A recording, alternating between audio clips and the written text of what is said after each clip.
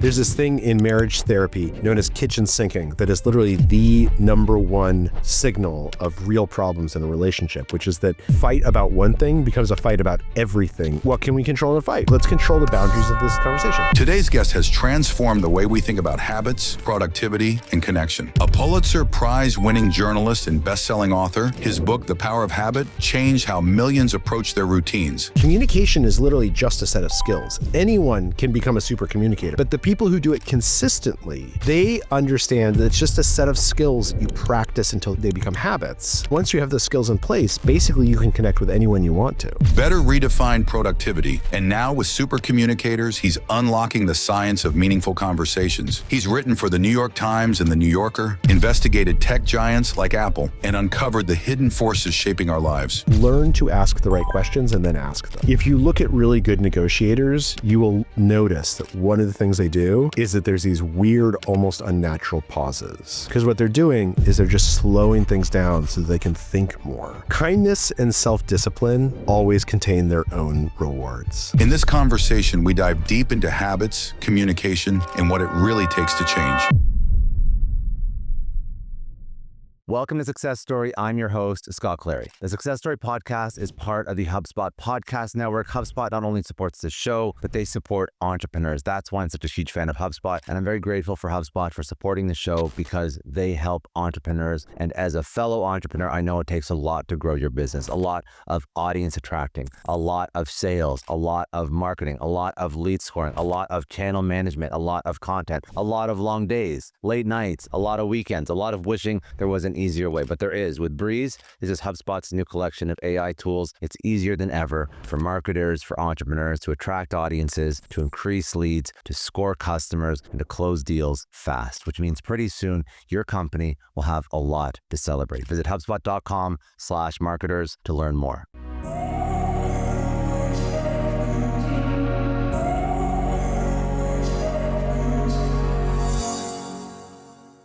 Charles, you spent years studying how people communicate, yet in your books, you confess that you were terrible at it yourself.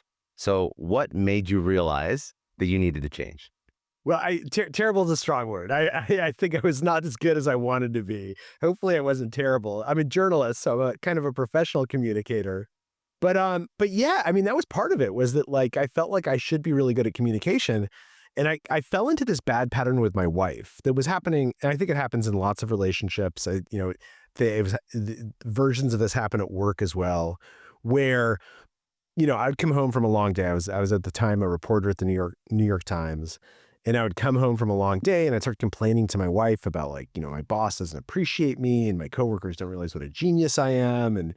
And she would have this really good advice. She would say something like, why don't you take your boss out to lunch and you guys can get to know each other a little bit better? And instead of being able to hear her advice, I would get even more upset.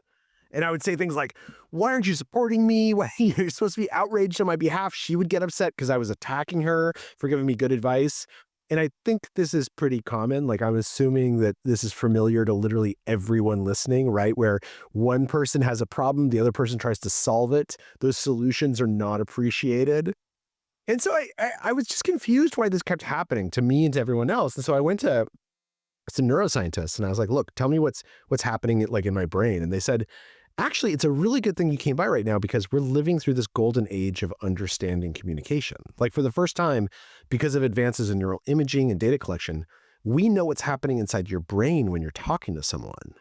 And what we've discovered is that when we have a discussion, we tend to think that it's about one thing, right? Like, we're talking about our day or where to go on vacation, but actually, every discussion is made up of different kinds of conversations. And in general, these conversations, they tend to fall into one of three buckets. There's these practical conversations where we're solving problems together, making plans. But then there's emotional conversations where I tell you what I'm feeling, and I don't want you to solve my feelings. I want you to empathize. And then there's social conversations, which is about how we relate to each other in society and the identities that are important to us. And they said, what we've discovered is all three kinds of conversations are equally legitimate. But if you're not having the same kind of conversation at the same moment, you will not fully hear each other. You will not connect with each other. And of course, that's what was happening with me and my wife, right? I was having an emotional conversation. She was responding with a practical conversation. We were like ships passing in the night. But from that has been this real explosion in understanding how to be better communicators, how to be super communicators. And a lot of it is built around what's known as the matching principle in psychology, that successful communication requires figuring out what kind of conversation is occurring and then matching the other person or inviting them to match you. You know, I sort of making a joke at the beginning of, oh, you were a terrible communicator. You were not as refined a communicator as you are now. But the majority of people, let's just generalize. The majority of people, I'm assuming, do not understand what kind of communication they're having with another party. I think that most people fall into this trap that you were just, describing with your wife. Yeah, and sometimes it's just a matter of like pointing out the different kinds of conversations and helping people come up with like a scaffold in their brain for figuring out. I mean, what's interesting is, so humans are actually amazing communicators, right? If you think about it, communication is our superpower. It's the thing that like has allowed our species to succeed above every other species. And so our brains have evolved to be really, really good at communication. However, in contemporary society, not only are there a lot of distractions, there's a lot of ways to get in our own way of being a good communicator. And so one of the things that I wanted to do with Super Communicators is to explain communication is literally just a set of skills. Anyone can become a super communicator. In fact, most of us are at one point or another during the day or the week. But the people who do it consistently, they understand that it's just a set of skills that you practice until they become habits. And once you have those skills in place, basically you can connect with anyone you want to. Walk me through how this even impacted your work. So now at this point, this is sort of like the first frame. I know you go through a couple different frameworks in the book, but this is the first framework. So 3 types of conversations. You have the practical decision making, you have the emotional, you have the social identity. Maybe first explain them a little bit more so that people can wrap their minds around them, but then talk to me about how this impacted your day-to-day. You've interviewed more people than me. So when you're interviewing people, when you're doing investigations, when you're talking to your wife, when you're talking to your boss. Yeah, and it's worth noting, an interview isn't necessarily a conversation, right? Like in this interview that we're doing right now, you're going to ask me a lot more questions than I'm going to ask you. And so it's not necessarily back and forth, but when we're having a conversation, oftentimes what happens, well, let me explain what happens when we're having a conversation that works. When we connect with someone through conversation or through any type of communication, our bodies and our brains actually change without us realizing it. Like even in this conversation, even though we're separated by a continent, our breath patterns are starting to match each other. Our heart rates are starting to match each other. The dilation of our eyes is starting to become similar. And more importantly, if we could see inside your brain and my brain, what we would see is that our thought patterns are becoming more and more alike. And that actually makes sense when you think about it, because if I tell you about an emotion I'm feeling, you actually experience that emotion a little bit. Or if I tell you about an idea I had, you experience that idea. And so it would make sense that our brains would become more similar. But it turns out that similarity, what's known in neuroscience as neural entrainment, is at the core of communication. When we communicate and we feel like we've actually heard and understood the other person and they've understood us and we feel connected to them, we trust them more, we like them more, even if we disagree with them, it's because we achieved that neural entrainment, because our thoughts became very similar and trained with each other. And so what's interesting is that these 3 kinds of conversations, the practical, the social, the emotional, and the social, they use different parts of our brains. So a practical conversation is one where we're thinking about logical systems in any respect, right? We're using the prefrontal cortex. So we're making plans for a vacation. We're setting a budget. We're deciding where to go to dinner tonight by sort of saying like, oh, like I like Chinese, but I had it last week. Anything where there's what's known as a logic of costs and benefits is using your prefrontal cortex. An emotional conversation uses a very different structure in our brain. It uses the deep interior structures in our brain, the basal ganglia, the amygdala. And in those cases, the logic of costs and benefits tends not to be as persuasive as what's known as the logic of similarities. Oftentimes, when I'm confronted with a situation where I'm feeling an emotion, someone's discussing an emotion, it's clearly an emotional conversation, I try and figure out what to do next not by asking myself costs and benefits, not by comparing alternative paths, but by looking for something similar. Like, oh, you just stubbed your toe. When I stubbed my toe, what I really needed was someone to like say like, it's okay. Or like, I have a friend, as I was mentioning, that just lost his house in the fires in Los Angeles, right? And like, he doesn't need me coming in and being like, okay, here's what you should do about like insurance and X and Y and Z. What he needs is someone who's like, oh my, I'm so sorry, man. That sounds so hard. And in order to figure out what to say, I'm going to think about those moments in my life when I've had some tragedy and what I needed and what people did for me. So that's the logic of similarities. And then the social conversation is kind of different because it doesn't rely on a logic as much as it relies on evidence that the other person is acknowledging who I am. So a social conversation happens when I come to you and I say like, look, as someone who grew up in New Mexico, or as a journalist, or as a man, or as a father, and I tell you something about myself based on how I see myself and how I believe society sees me, at that moment, what I'm looking for from you, without even realizing it, is not empathy like in emotions. It's not logic like in the language of the practical conversation. It's simply acknowledging that you've heard me. If I come and I say, I see this differently as you, and here's why, the best thing that you can say in response is to say, oh, I totally hear what you're saying. You see this differently than I do, and that's legitimate.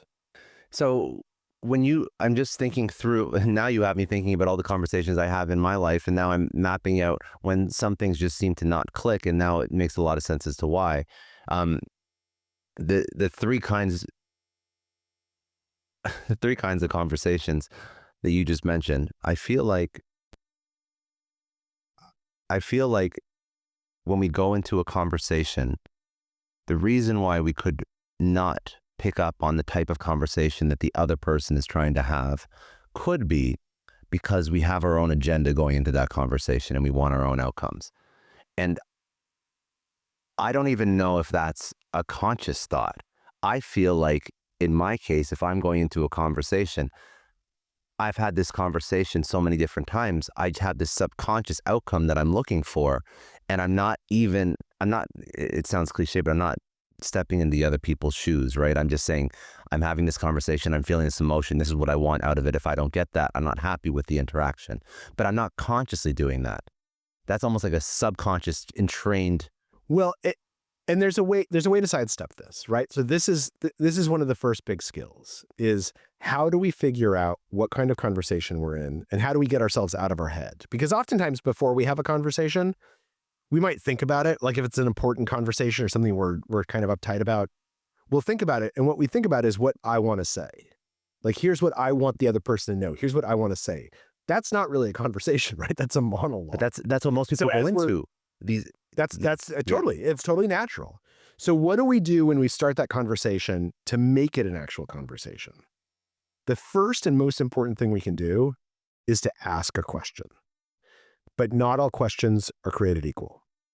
Some questions are much more powerful than others. And within psychology, these are known as deep questions. And a deep question is something that asks about your values or your beliefs or your experiences. And that can sound a little bit intimidating, but it's as simple like if you met someone who's a lawyer, instead of asking them, oh, what law firm do you work at? Asking them, oh, what made you decide to go to law school? Right? Do you like being a lawyer? Like, what do you love about it? When we ask those kinds of questions, when we ask people not about the facts of their life, but how they feel about their life, what we're doing is we're inviting them to tell us what kind of mindset they're in. Because that person who's a lawyer, at one party he might say, I wanted a steady job and I knew that there's always going to be demand for lawyers. And so he's in a practical mindset, right? At another party, the exact same person might say, oh, like I actually saw my uncle get arrested when I was a kid and I felt like it was really unjust and I wanted to help fight against that. Okay, so that's much more of an emotional, maybe even a social conversation.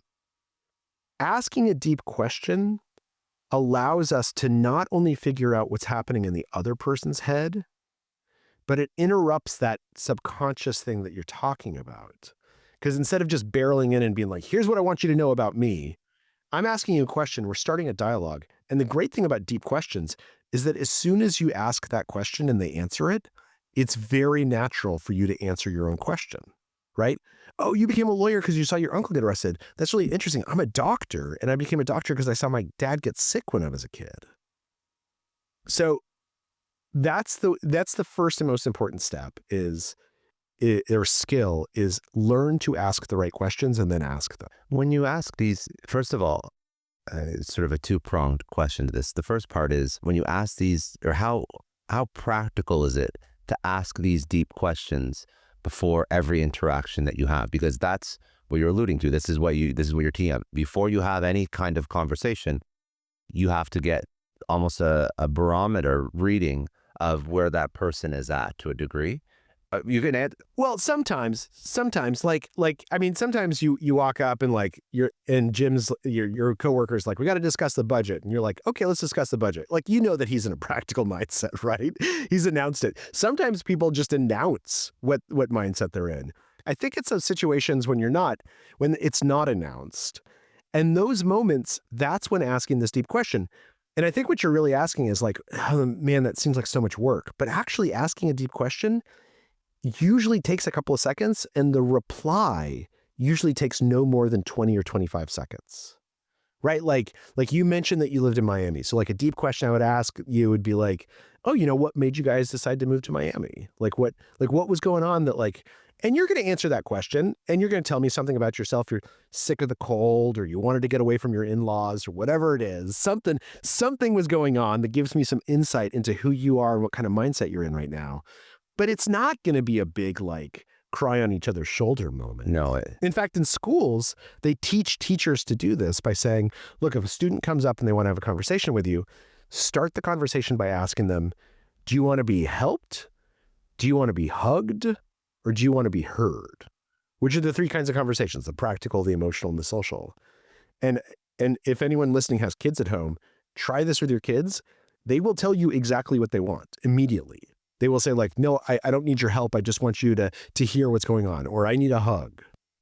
The second part to that question that I was just asking was when you ask these deep questions, is there a greater degree of connection made with that person? Is there some sort of deeper level of understanding or empathy, like some bond that's formed? Well, so you're starting to entrain, right?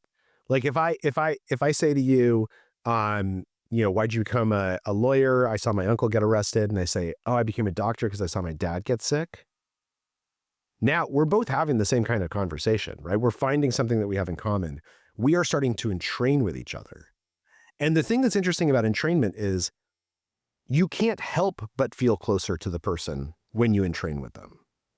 Like literally, like even if you dislike each other, even if you disagree about everything on earth, entrainment doesn't mean you're going to change your mind. It doesn't mean you're going to walk away saying, I agree with you. Entrainment is something that we achieve with another person that makes us feel connected. And when we are entrained with someone, we like them more, we trust them more, we're more persuaded by them. And that doesn't mean that we really like them or that we really trust them, but it does mean that we feel connected to them in some way. I just want to take a quick break and thank the HubSpot Podcast Network for supporting Success Story for the past few years. Now, the HubSpot Podcast Network has other incredible podcasts like My First Million. Now, if you are an entrepreneur or you are ready to turn your entrepreneurial dreams into millions, you have to listen to My First Million. It's a show that is revolutionizing business podcasting. It's hosted by Sam Parr, Sean Purry. This is a HubSpot Podcast Network original. It brings you unfiltered conversations with self-made millionaires who actually tell you how they did it. If you want to learn how Alex Hormozi built his fitness empire, or how Sofia Amoruso turned Nasty Girl into a fashion phenomenon, these aren't just success stories, they're the blueprints for your own journey to the top. Each episode breaks down the exact strategies and hidden opportunities that you can use right now. Don't just dream about your first million, learn how to make it. Listen to My First Million wherever you get your podcasts. Today's episode is brought to you by Taylor Brands. Now, here's a wild stat. 60% of Americans dream about starting their own business, but less than 20% actually take the plunge. Now, why is that? at? Let's face it, building a business feels overwhelming. But what if I told you there's a way to make it simple? This is where Taylor Brands comes in, your complete business building companion. They've turned the intimidating process of starting a business into something you can actually handle. If you need an LLC, done in minutes. If you're trying to protect your personal assets, they've got you covered. They'll hook you up with everything from legal documents to licenses to permits, even a personalized business plan. Plus, their business coaching program will guide you through your crucial first 100 days. And the best part is you get all the tools you need to build your brand, manage your invoices, handle your bookkeeping, basically everything you need to launch with confidence. And there's an exclusive deal for all Success Story podcast listeners. You get 35% off when you visit taylorbrands.com/podcast35. Don't let your business dreams stay dreams. Get started today with Taylor Brands. FreshBooks is supporting today's episode. And if you've ever wondered how successful entrepreneurs stay on top of their finances while growing their business, the answer is FreshBooks. The numbers don't lie. Over 30 million people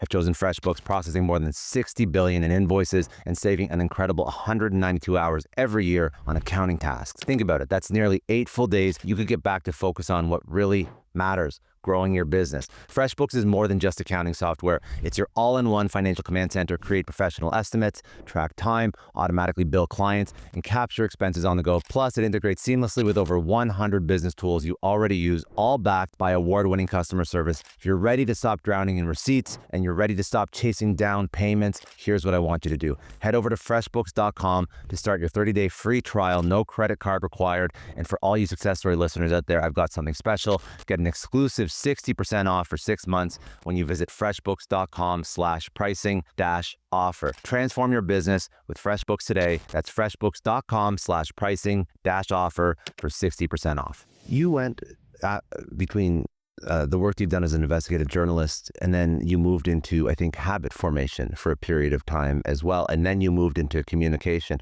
and you were, I guess, initially a little bit skeptical of some of these topics as things to go and research and to build a body of work around to a degree. And I was just curious, what's changed your opinion about researching some of these sort of softer topics?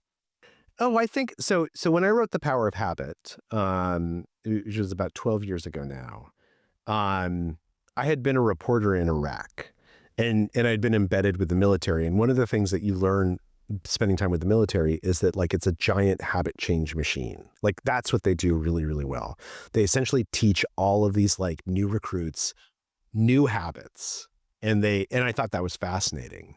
And so you're right. A lot of the work that I did at the New Yorker, or at the New York Times and now at the New Yorker, is like hard-hitting investigative work, right? And I like doing that work. I think that work is important. I think it, like, helps people understand the world. But what it doesn't do is it doesn't really help people understand themselves, right? Like, the truth of the matter is, I wrote this big series about Apple and, like, the global economy through the lens of Apple that won a Pulitzer Prize. And it's really interesting. Like, I'm really proud of the work. But I would say most people think about Apple probably at most 1% of their lives, unless they work there, right? It's like the global economy is not something that's top of mind for me on a daily basis. On the other hand, whether I'm eating healthy, how I feel about my body, whether I can get along with my wife because we can communicate with each other, those are things that take up a lot more than 1% of my life. And so I wanted to find the science and the research that illustrated those things that actually matter on a day-to-day basis. This is not like your field of expertise. You never did a PhD in this. So what was the path to understanding what science is valid, what the brain, is this stuff that's been around for a while that you basically just aggregated into a body of work, or is this all net new stuff that you had to sift through? So it's kind of synonymous, those two things, right? Because so I spent about 3 years writing Supercommunicators, writing it full time, about the same amount of time writing The Power of Habit.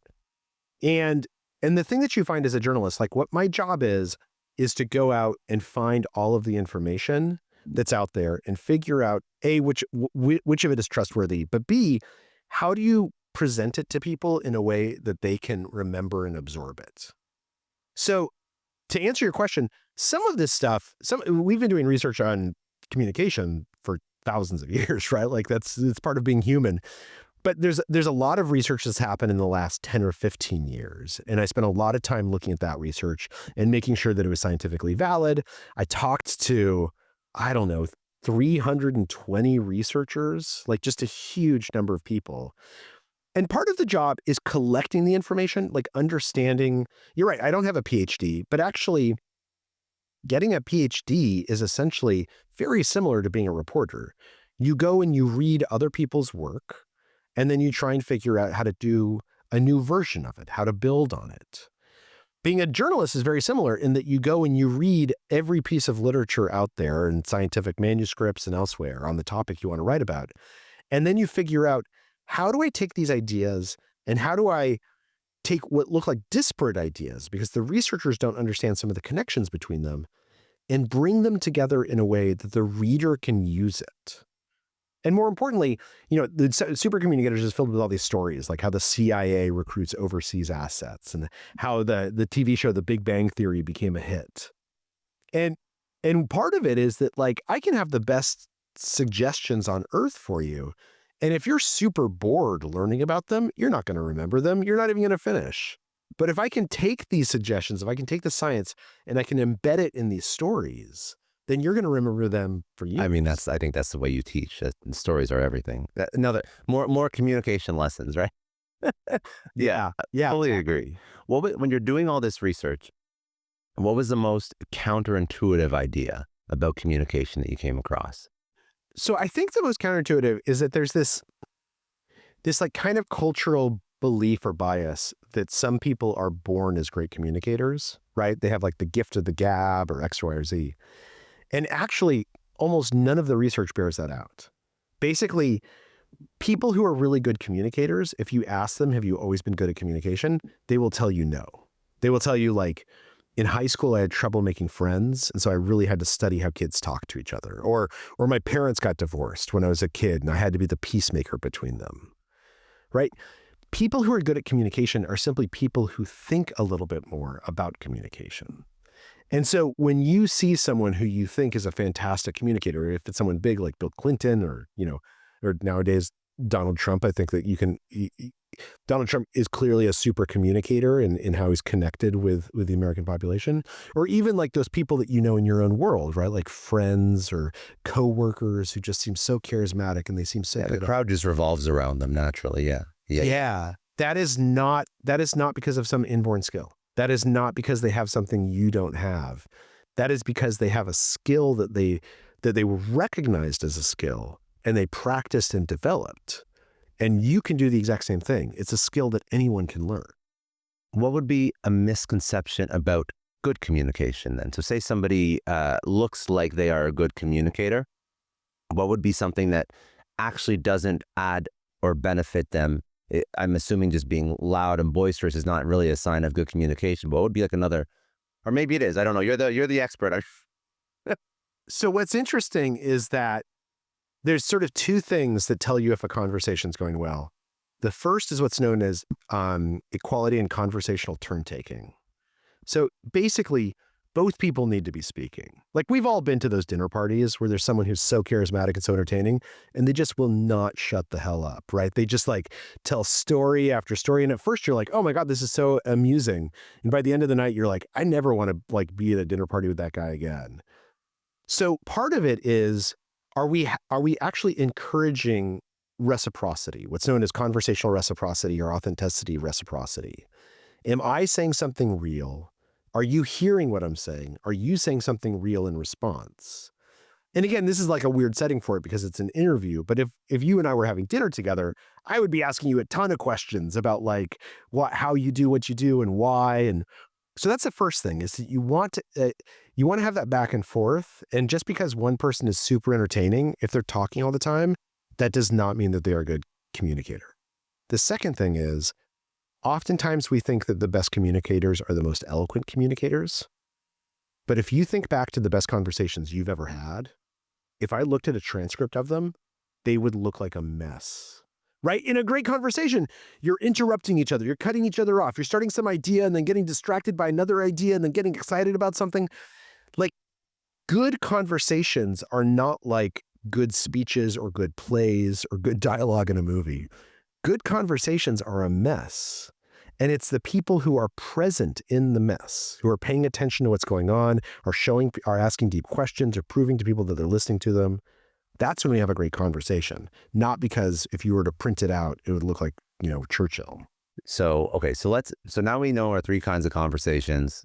We understand some misconceptions about what good communication is, what it is, what isn't. Somebody wants to improve their communication skills. Okay, that's going to be the obvious next question. So where do you start? You said already, ask these deep questions. That's sort of, I guess, step one, but outside. So number one, practice asking deep questions. And here's how to do it. There's a guy named Nicholas Epley at the University of Chicago. He's a professor there who studies deep questions.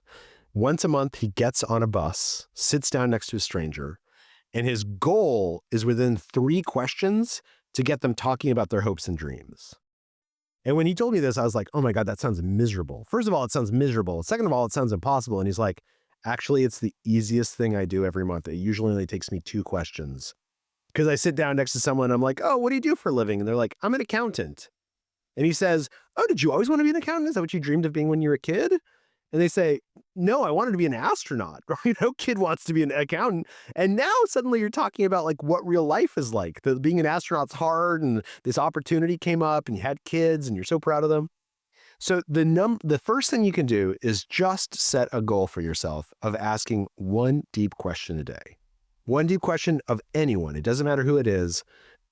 And what you'll find is that the first couple of times you do it, you'll feel kind of awkward. And by the 4th time you do it, you won't even think about it anymore. It'll just become a habit because our brains turn communication habits into automatic routines very quickly. That's the first thing to do. The second thing to do is to develop another habit.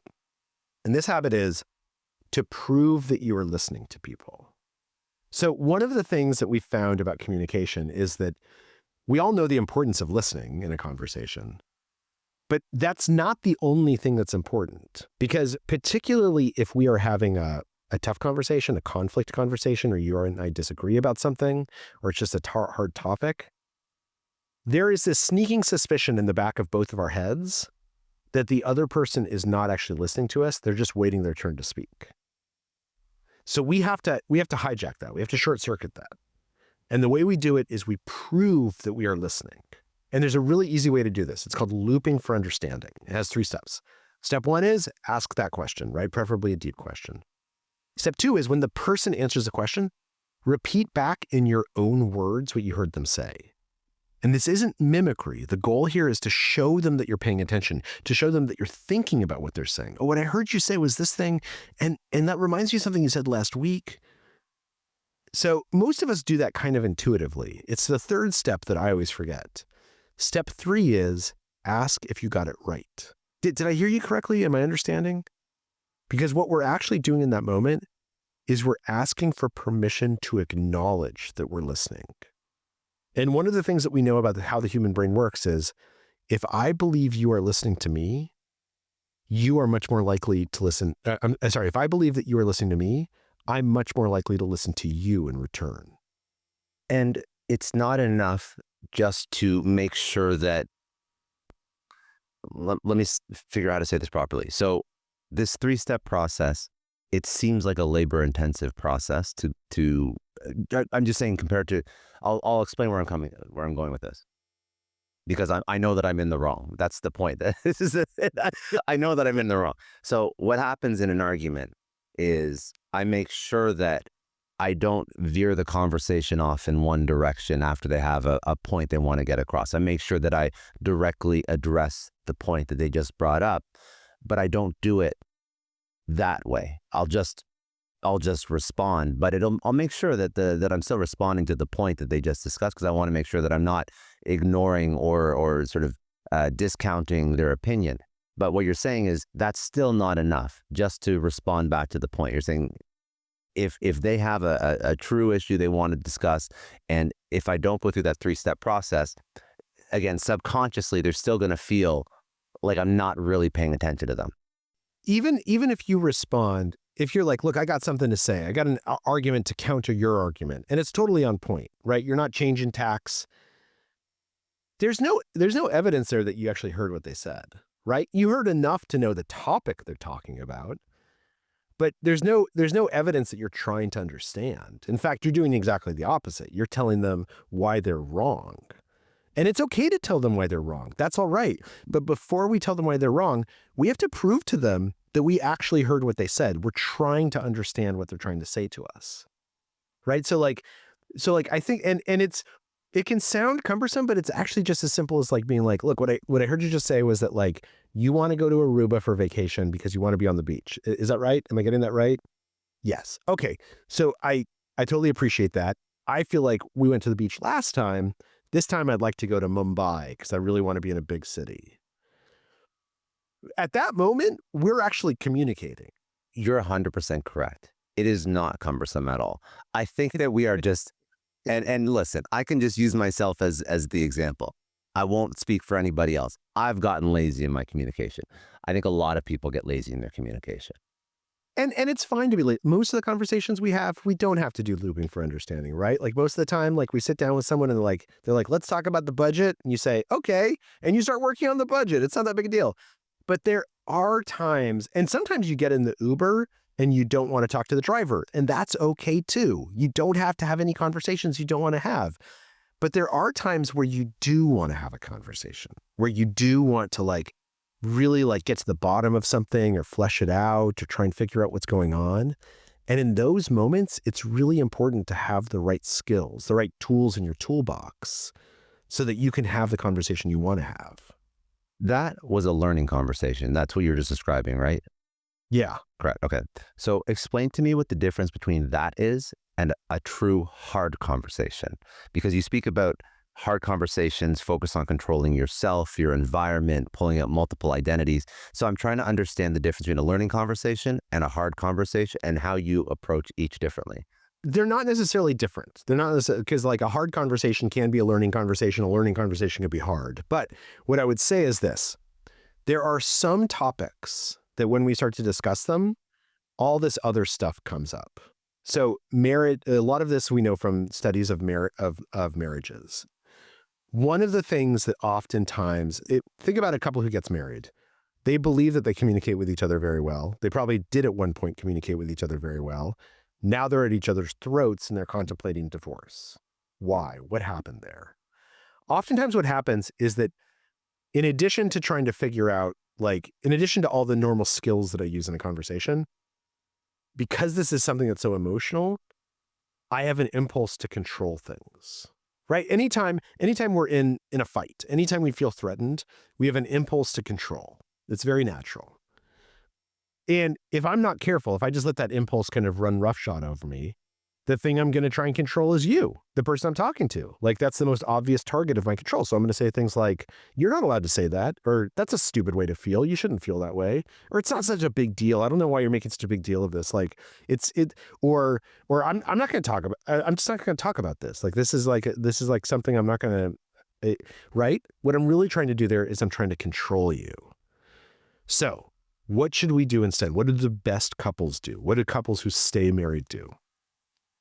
It's not that they try and repress their need for control. It's that they recognize that controlling the other person is toxic.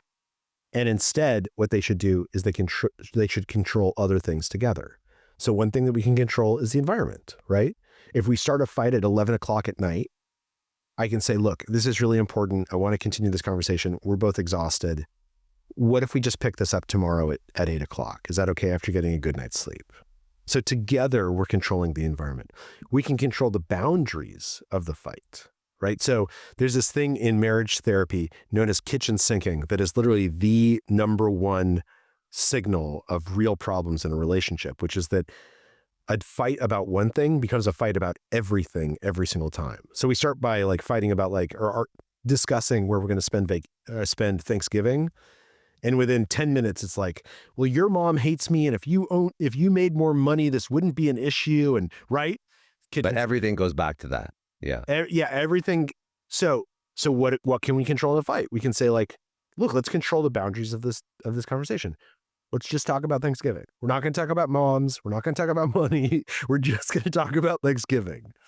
Or we can try and control ourselves. The thing that you'll notice about people who fight in marriages really well is they tend to pause a lot, and they oftentimes restate themselves in different ways. And what they're really doing is they're taking a beat. They're thinking about like, how is this person going to hear these words? Maybe even they're not even aware of it, so almost subconsciously. And they're trying to change how they say things so that it's easier to understand them rather than feel angry about what they're saying. The pausing and the slowing down, that works obviously in marriages and fights. Is that also a hallmark of good communication when Absolutely. you slow yourself down? Okay. If you go watch, so there's this saying, when you feel furious, get curious, which is basically like when you're feeling, if you're in a negotiation, if you're in a meeting and you're feeling like yourself kind of rise, start asking questions. Because two things are going to happen. Number one, you're going to learn something, right? You might be misperceiving the situation and questions will help. Number two, the question slows everything down. It slows you down from saying, you're a jerk, you're wrong, I'm gonna like, walk all over your division. If you look at really good negotiators, you will notice that one of the things they do is that there's these weird, almost unnatural pauses. Or sometimes they'll start speaking really slowly and it's kind of uncharacteristic, because what they're doing is they're just slowing things down so that they can think more. Because it's so, like the gap between our brain and our lips is so short. It's so easy to say the wrong thing. I've even noticed it. I've noticed it in how you communicate. I've noticed it in great podcasters that I look up to and that I sort of study. There's almost a tempo to how they conduct themselves, how they ask questions, how they speak. And you'll notice maybe there's a couple edge cases that are not really concerned about what they say, but the thoughtful ones, they do slow themselves down. Yeah. Yeah. And it's interesting. It's worth listening to some of those big podcasts sometime and like on a piece of paper, just making a line about how fast or slow they appear to be speaking. And what you'll see, like Joe Rogan's a great example of this. You'd think that Joe Rogan's like this, like a straight line, like he's up here all the time. But actually, when you listen to him, he's like this, he gets excited and then he gets thoughtful and slower and then excited again and thoughtful. Like that variability is really important. Because if you're not, you fill space with words. Yeah. And people stop paying attention to them. A big thank you to Indeed for supporting Success Story, because hiring people is one of the hardest things you're ever going to have to do as an entrepreneur, as a founder, as somebody who's trying to build a business. It's important to hire well and find the right person, but it takes so much time and it's so labor intensive because, like most entrepreneurs, you have 1,000 things going on and there's a good chance that you just realized your business needed to hire somebody yesterday. So how can you find that great, amazing, right fit candidate fast? It's easy. Just use Indeed, because you don't have to waste time struggling to get your job posts seen on all these other job sites. If you're using Indeed, you can just use their sponsored jobs to help you stand out and hire fast. Your post jumps right to the top of the page for relevant candidates, so you can reach out to exactly who you're looking for faster, and the results really speak for themselves. According to Indeed data, sponsored jobs posted directly on Indeed have 45% more applications than non-sponsored jobs. And you know what I love most about Indeed? It really just makes hiring so fast, because everything is streamlined in one place. No more juggling multiple platforms or waiting weeks for the right candidate. And how fast is Indeed? In the minute I've been talking to you, 23 hires were made on Indeed, according to Indeed data worldwide. There's no need to wait any longer. Speed up your hiring right now with Indeed, and listeners of Success Story will get a $75 sponsored job credit to get your jobs more visibility at Indeed.com/Clary. Terms and conditions do apply. Just go to Indeed.com/Clary. A huge thank you to NetSuite for supporting today's episode. Now, what does the future hold for business? If you ask 9 experts, you're going to get 10 answers. Bull market, bear market, inflation up, inflation down. Honestly, at this point, you just need a crystal ball. But until we get one, over 41,000 businesses have found the next best thing. They future-proofed their businesses, their operations with NetSuite by Oracle, which is the #1 cloud ERP. Imagine having your accounting, your financial management, your inventory, your HR, all flowing together in one fluid platform. And here's what makes NetSuite different. It gives you one source of truth for your business. You get the visibility and control to make quick, confident decisions while others are guessing. You're working with real-time data, insights, insights forecasting. You're basically looking into the future of your business with actionable data, whether your company earns a couple million or even hundreds of millions. NetSuite helps you respond to immediate challenges and helps you grab your biggest opportunities. And speaking of opportunities, they put together the CFO's Guide to AI and Machine Learning at netsuite.com/Scott Clary. This is the playbook for understanding how to use AI for your business. The guide is free. That is netsuite.com/Scott Clary. A shout out to NordVPN for supporting today's episode. I have to tell you a story. So I was actually in Toronto visiting family last month, and I went to binge some of my favorite Netflix shows. I forgot, and I realized that half of my US shows weren't available in Canada. Super annoying. Flipped on NordVPN. Within seconds, I got access to everything. Now, it's not just about watching shows. What makes NordVPN a game changer? Really just imagine having this personal security guard for your entire digital life. With just one click, you're connected to one of their 7,100 servers across 118 countries. I mainly use it for accessing streaming services when I travel, but I've also saved hundreds on flight bookings by checking prices from different countries. And their new Threat Protection Pro blocks all those endless pop-ups and suspicious links before they even get to me. And what I love most is how simple it is. One account, 10 devices, so laptop, phone, iPad, everything's covered. And the speed, honestly, it's so fast that I forget that I'm even using a VPN. And the best part, I've got a special offer just for Success Story listeners. So head over to nordvpn.com/success. And you'll not only get their best discount, but they'll throw in an extra 4 months on the 2-year plan. And don't worry about commitment because they offer a 30-day money-back guarantee. The link is in the episode description. Trust me, it's worth checking out, especially if you travel or stream content regularly. That's nordvpn.com/success. How do you use any of these communication skills to build a better emotional connection with somebody? So a big part of it is literally just acknowledging an emotional conversation when it's happening, right? And like, let's take the workplace. It's so easy to overlook this. Like, you're in a conference room waiting for a meeting to start. Not everyone's there. You turn to the guy next to you or the woman next to you and you say, "Hey, how was your weekend?" And they say, "Oh, it was great. It was great. I went to my kid's graduation. It was fantastic."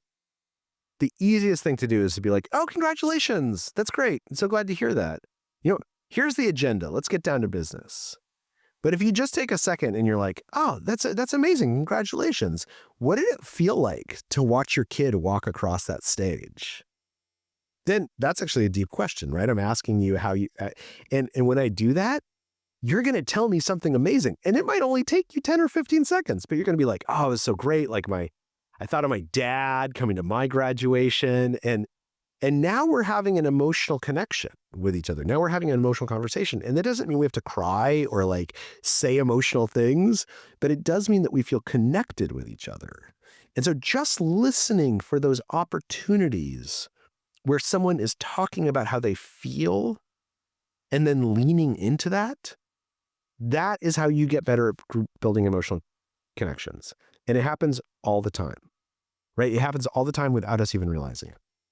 You've obviously mastered these skills now. How has this changed some of your personal connections with people in your life, partners, parents, all of that? Yeah, no, so at the end of the book, we tell the story of the Harvard study of adult development, which is probably people have heard of. It's a very famous study. For about 80 years, researchers at Harvard have followed around thousands of people for their whole lives. And they basically had this one question, which is, what are the things that you need to do to be happy and healthy and successful, however you define success, at age 65? And because it was Harvard, they had all these theories, right? Like their original theory back in like the 1930s was, well, if you went to Harvard, then that's the precondition that's going to let you be happy, healthy, and successful. Turns out that's not true. They thought, okay, if you get married early and you stay married, you don't get divorced. Turns out very little overlap with later outcomes. They go through all these things, and eventually they figure out there's only one predictor of people's health, happiness, and success at age 65, and that's having at least a handful of close relationships at age 45. Because if you have a handful of close relationships at age 45, it means you've probably had them for a while, and you're probably going to continue to have them for a while. And it's amazing how much it can improve your life. Like the Surgeon General has said that being lonely is the equivalent of smoking 15 cigarettes a day, right? That's a lot of cigarettes every single day. So you're happier and you're healthier and you're more successful because you get exposed to opportunities you hadn't been aware of by people who make you aware of them. So for me, and then the next question is like, so how do you make those connections? It's almost always through conversations, right? And that doesn't mean you're talking to these people on a regular basis. What they found, and I have this in my own life, is that people will have a very close relationship with someone that they talk to once or twice a year.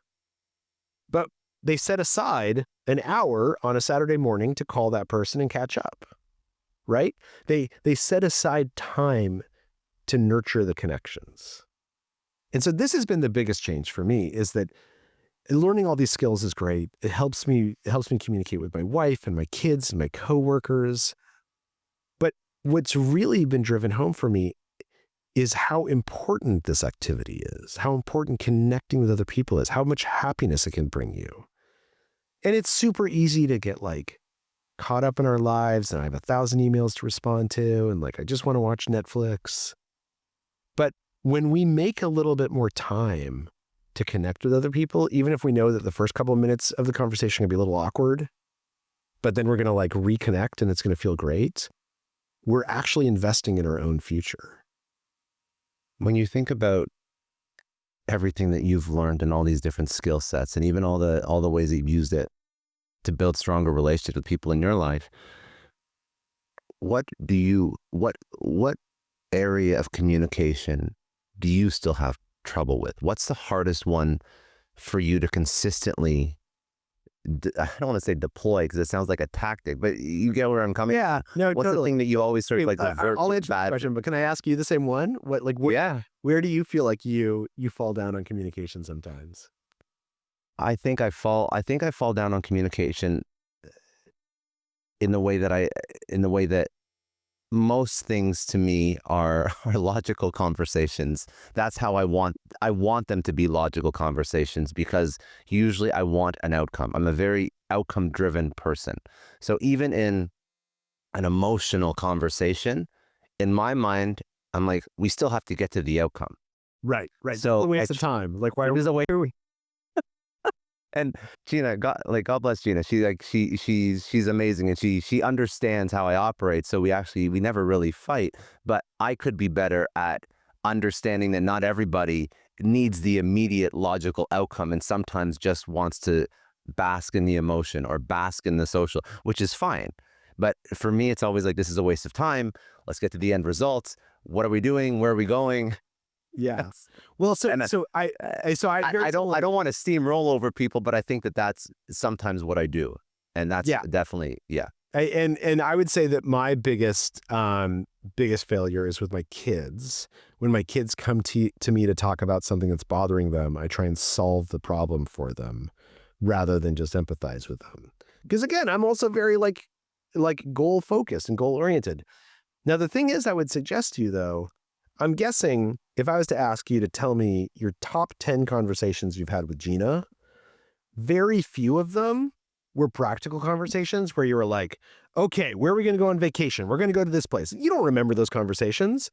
The conversations you remember, the conversations that are the core of your relationship, are the conversations where you were not just trying to solve a problem, you were trying to understand each other. And here's the thing that I would say. It's not that those emotional conversations or those social conversations, it's not that you're not accomplishing anything. It's just that you have to recognize a goal, which is understanding. Like when your wife comes to you and she says like, here's something that's really bothering me. And you say, I'm sorry. Like, I understand that. I hear that. I want you to know I'm here for you. I support you. You might not have a plan coming out of that, but she doesn't need a plan. She needs to feel close to you. And you have actually accomplished something. And I will say, if because I'm a business reporter, I talk to a lot of leaders. And I ask them, like, what's the biggest challenge you confront? And they say the number one thing that makes a difference at work is people believing that they can come to me for things beyond problem solving. Because problem solving is a commodity. It is so easy to find. Like if you guys want to figure out where to go on vacation, it's not hard to solve that problem, right? But feeling connected to each other, that's actually a better goal and better outcome for you to work towards. Because that means that when you go on that vacation, you're going to actually like hanging out with each other. You're going to feel good with each other. Yeah, it's very wise. And actually, what you mentioned with your children, I've also experienced that when I was younger and less mature in my business leadership, where people would come to me with problems and I'd want to solve it for them because I know I could get it done so much quicker and easier. But that never, that first of all, that person's never going to grow. It's never going to be, you're always going to be handholding that person. So if you want to grow in, parenting, if you want to grow in your business and you hire people, like you have to be this, I don't know, this guide to help them get to the end result that they have to find for themselves. You can't be handholding and you can't be, helicopter parenting or helicopter hiring people, right? It's never going to work. And they're going to they're going to not only like their job more, but they're going to trust you more because you're someone who has a connection with them.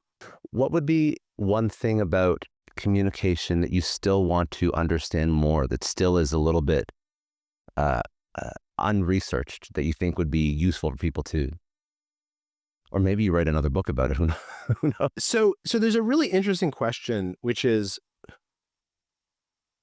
what do we do about people who want conflict, right? Like the polarization in the United States right now, one of the things that's driving it is that people really take joy in the polarization because they like to see the other side lose, right? Like, so if, you read some article about how Biden is mentally like deficient, or you read some article about how Trump is corrupt, and it kind of gives you this like little burst of pleasure because you're like, that's right. Like their side is wrong and my side is right, and we're better and they're worse.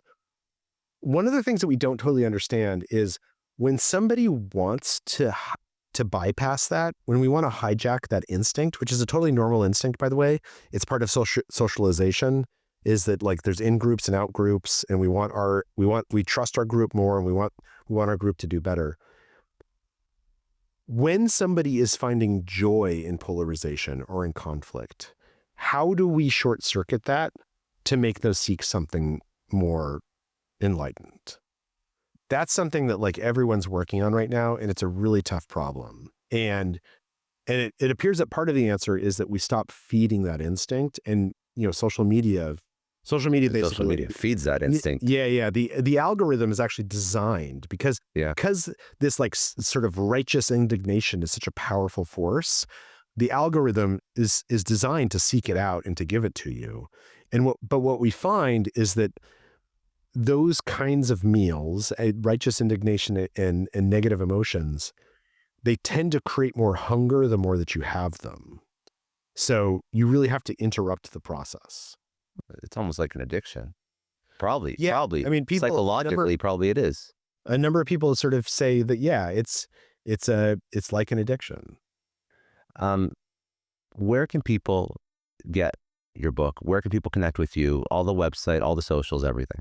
I would love to hear from folks. My email is my website is at charlesduhigg.com. That's Duhigg. Or if you search for Supercommunicators or The Power of Habit, it'll probably come up on a pretty high link. I have my email address on there. I respond to every email I get from a reader. I have a newsletter that comes out regularly called The Science of Better, about like how to take the latest findings in academic papers and apply them to your life. And then in addition, if people want to buy the book, if they want to buy Supercommunicators or The Power of Habit, it's obviously available on Amazon and Audible and everywhere, Barnes and Nobles, but also your local bookstore probably has it. And supporting local bookstores is a wonderful, wonderful thing. I love your work. Well, if you ever want to come on again, if you ever want to do another podcast on any of the scientific breakdowns that you do in your newsletter, if you want to talk about something that you're going to write in the future, because I'm sure there'll be more, please come back. Thank you. I really appreciate that. No, of course. Seriously, I love these kinds of conversations because, to your point, they help so many people. Just an hour of understanding how to communicate a little bit better, that can change someone's life dramatically. Change someone's life. And you're really good at this. You're really good at drawing out like the interesting ideas and shining a spotlight on them, which is one of the things I appreciate about your show. But you're exactly right. Like there is so much interesting research that's going on, and it's oftentimes written for other scientists. So it's really hard to get through. But yeah, absolutely. I'd love to come back on. Okay. Last two quick questions before we wrap up. First question would be, we've gone through a lot. Was there, and floor is open. Was there anything that I didn't ask you that you wanted to bring up, or any, maybe like a last words of wisdom that you want to leave the audience with about this? Yeah, I think so. The only sort of thing that I would leave the audience with is, it can seem daunting, right? It can seem daunting to like think about communication. But the thing is, anyone can be a super communicator. When you call up your best friend and you know exactly what to say to make them feel better, you are being a super communicator. You are using those skills without even realizing that they're skills, without even being aware of it. You're using those skills we talked about. And once you recognize it as a skill, you can use it with anyone. So anyone can become a super communicator. You can connect with anyone you want to. It's just a matter of recognizing what the skills are that allow you to do it and practicing them a little bit so they become habits. Amazing. Last question. You've had a great career. You've spent different seasons of your life in journalism and habit formation and communication.